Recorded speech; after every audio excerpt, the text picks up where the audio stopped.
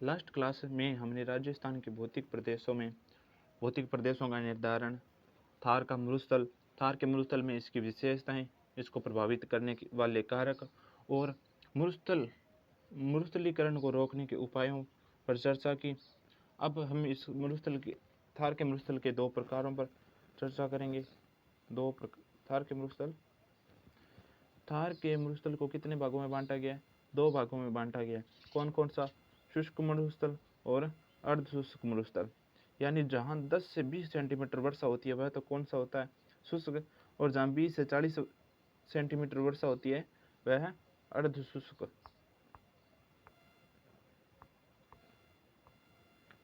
मरुस्थल। इसको निम्न 2 भागों में विभाजित किया जाता है। शुष्क मरुस्थल को कितने भागों में? 2 भागों में विभाजित किया जाता है, बालू का स्तूप युक्त और बालू का स्तूप मुक्त। यानी बालू का स्तूप युक्त में वह आएगा जहाँ रेत के टीले पाए जाते हैं, और बालू का स्तूप मुक्त यानी जहाँ पथरीला भाग हो, यानी मैदानी भाग हो। बालू का स्तूप युक्त। रेत के टीलों को दोरे या दोरियन कहते हैं। बालू का स्तूप का वर्गीकरण निम्न प्रकार से किया जा सकता है। अनुदैर्ध्य पवनों की दिशा के आधार पर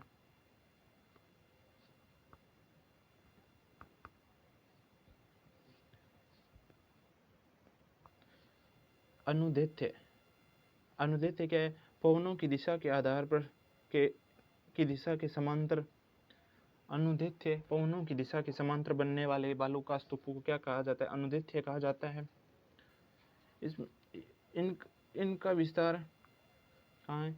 जैसलमेर, बाड़मेर, फलोदी, जोधपुर ग्रामीण और अन्य बालू का स्तूपों की तुलना में वनस्पति अधिक होते हैं।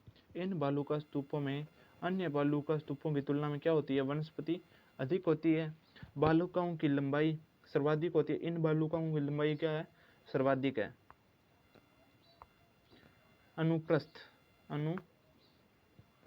बालू का स्तूप। अनुप्रस्थ बालू का स्तूप क्या होते हैं? पवनों की दिशा के समकोण पर बनने वाले बालू का स्तूप क्या कहलाते हैं? अनुप्रस्थ बालू का स्तूप कहलाते हैं। इनका विस्तार पुगड़ का बीकानेर में, झुंझुनू, चूरू, सूरतगढ़ और रावतसर का हनुमानगढ़ में। ठीक है। इसके बाद है मोस्ट इम्पोर्टेंट बालू का स्तूप कौन? बरखान बालू का स्तूप। बरखान अर्धचंद्राकार आकृति बरखान कहलाती है। अर्धचंद्राकार आकृति के बालू का स्तूप क्या कहलाते हैं? बरखान कहलाते हैं। जैसे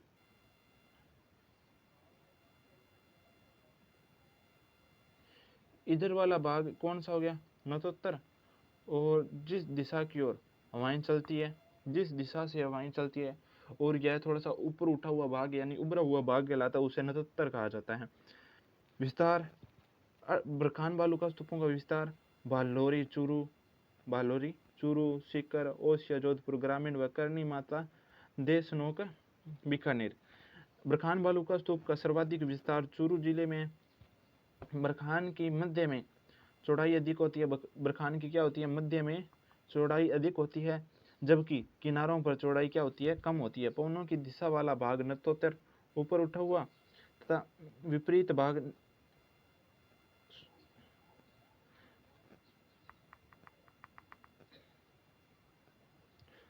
पवनों की दिशा वाला भाग क्या कहलाता है? उन्नोत्तर।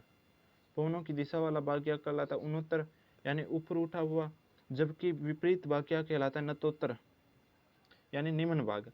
मरुस्थल के विस्तार के लिए सर्वाधिक उत्तरदायी है। मरुस्थल के विस्तार के लिए सर्वाधिक उत्तरदायी बालू का स्तूप कौन से? बरखान बालू का स्तूप।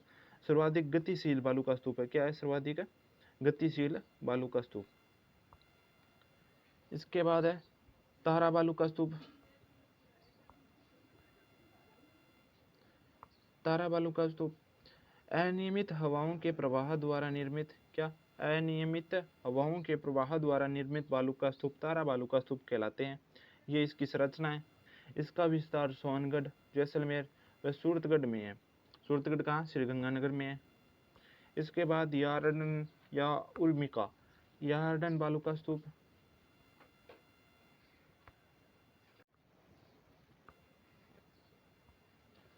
यार्डन बालू का स्तूप, या इन्हें क्या कहा जाता है?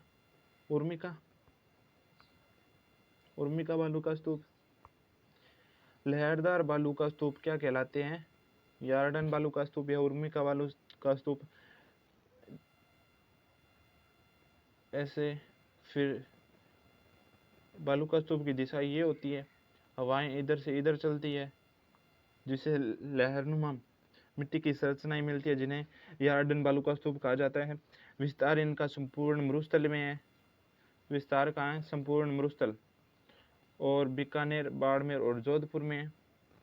इसके बाद आते हैं नेटवर्क बालू का स्तूप। कौन? नेटवर्क बालू का स्तूप। लगातार बनने वाले बालू का स्तूप, लगातार बनने वाले बालू का स्तूप क्या कहलाते हैं? नेटवर्क बालू का स्तूप। इनका विस्तार श्री गंगानगर व हनुमानगढ़ में है। इसके बाद सबर काफिज। कौन से? सबर काफिज। छोटे छोटे बालू का स्तूपों को सबर काफिज कहा जाता है। इनका विस्तार संपूर्ण राजस्थान में होता है। अवरोधी बालू का स्तूप। अवरोधी बालू का स्तूप अवरोध के कारण निर्मित, अवरोध यानी किसी रुकावट के कारण निर्मित बालू का स्तूप अवरोधी बालू का स्तूप कहलाते हैं। जैसे अवरोध कौन कौन से हो सकते हैं? जैसे पेड़ के कारण बालू का स्तूप के विस्तार में क्या अवरोध उत्पन्न हो सकता है? झाड़ियों के कारण या पर्वतों के कारण। पर्वतों में देखें तो अरावली पर्वतमाला, मरुस्थल, थार के मरुस्थल को दक्षिणी पूर्वी भाग में नहीं फैलने देती, जबकि इसमें बड़ा अंतराल पाए जाने के कारण कुछ मात्रा में मरुस्थल का विस्तार हो रहा है।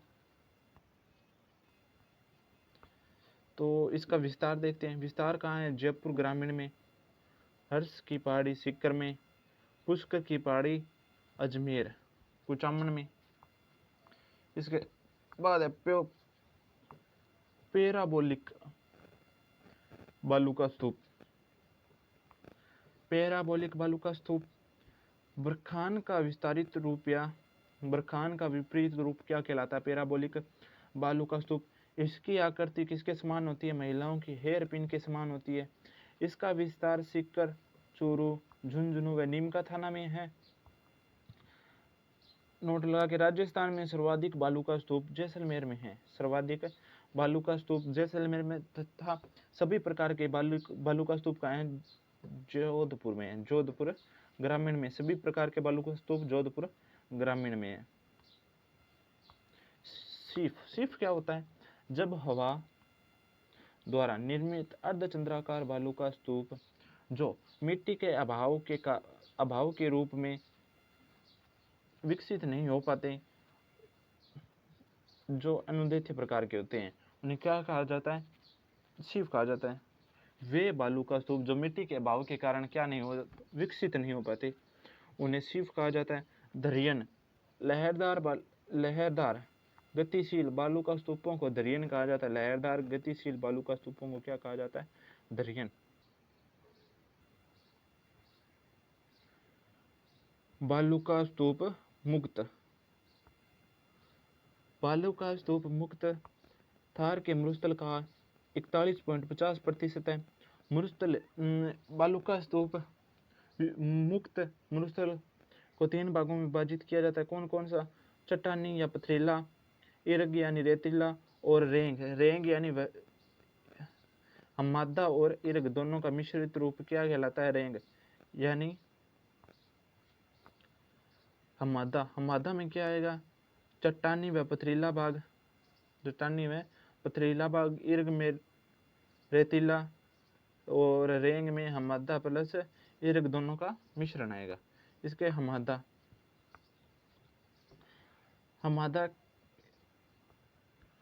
पोखरण, जैसलमेर, बालोतरा और फलोदी के मध्य हमादा का विस्तार है। यहाँ सोलर एनर्जी इंटरप्राइजेस जोन है, जो कि अक्षय ऊर्जा निगम द्वारा स्थापित है। इसके बाद सौर ऊर्जा उत्पादन की दृष्टि से यह प्रथम है। लाठी सीरीज भूगर्भिक जल पट्टी क्या कहलाती? लाठी सीरीज, इसका विस्तार मोहनगढ़ से पोखरण जैसलमेर के मध्य है। कितने किलोमीटर के मध्य? 60 किलोमीटर के मध्य। और गांव कौन सा? आंकल गांव, आंकल वुड फॉसिल पार्क में यहाँ क्या है? एक नलकूप, कौन सा? चांदल नलकूप है, चांदन नलकूप है, जो अपने मीठे पानी के लिए विख्यात है और जिसे क्या कहा जाता है? थार का घड़ा कहा जाता है। और यहीं सेवन घास पाई जाती है। सेवन घास किसकी प्रजनन स्थली है? गोडाउनों की प्रजनन स्थली है। और इस सेवन घास का वैज्ञानिक नाम क्या है? कोरियोटिस नाइग्रिसिप्स किसका वैज्ञानिक नाम है? सेवन घास का वैज्ञानिक नाम है। ये देखो, मोहनगढ़ से पोखरण के मध्य कितने भूगर्भिक जलपट्टी, कितने किलोमीटर लंबी? 60 किलोमीटर लंबी। ये अंकल गांव में कौन सा नलकूप है? चांदल नलकूप, जिसे थार का घड़ा कहा जाता है। यहीं कौन सी? सेवन घास पाई जाती है, जो किसकी प्रजनन स्थली है? गोडावनों की प्रजनन स्थली है। इसका वैज्ञानिक नाम क्या है? कोरियोटिस नाइग्रिसिप्स। इसके बाद है अर्धशुष्क मरुस्थल।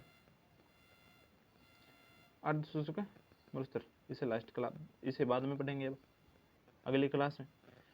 अर्धशुष्क मरुस्थल को अगली क्लास में पढ़ेंगे। धन्यवाद।